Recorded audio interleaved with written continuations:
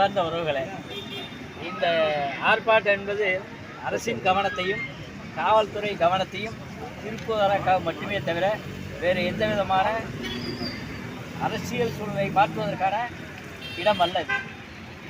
கிட்டத்தட்ட இந்த தமிழ்நாடு கணக்கில் 2500 சாதி சங்கங்கள் இருக்கு. அதில் எந்த சாதி சங்கமே கொலை பண்ணுறதுக்கு இன்வெஸ்ட் பண்ண சங்கம் கிடையவே கிடையாது.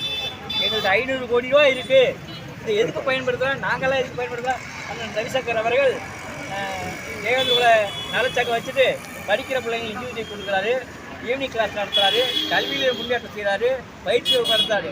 இப்படி தான் எங்கள் பணம் செலவழிக்கு. ஆனால் ஒரு மாற்று சமுதாய நண்பர்களை கொலை செய்வதற்காகவே 500 கோடியை திரட்டி வைத்துக் கொண்டு தமிழக சட்டம் ஒழுங்கு பிரச்சனை எழுப்புகின்ற கூட்டத்தை விட்டுவிட்டு அமைதியாக நடக்கின்ற எங்களுக்கு இத்தனை தடைகளா? காவல்துறை கொஞ்சம் யோசிக்க வேண்டும். எங்களுடைய வரலாற்றை சொல்கிறோம், உனக்கு கோபம் வருகிறது, நீ ஆண்டவன் சொல்லிக்கோ. எங்களுக்கு ஆதாரப்பூர்வமாக கல்வெட்டோட சொல்கிறோம். அதை ஏற்றுக்க முடியாது, ஏற்றுக்காட்டி போய் நீ ஏற்றுக்க வேண்டிய அவசியம் எங்களுக்கு இல்லை. அதற்காக எங்களை கொள்வோம் என்று முடிவெடுத்தால் எத்தனை பேர் கொண்டு விடுவேன்? 1 கோடிக்கு மேல் தேவேந்தர் இருக்கான்.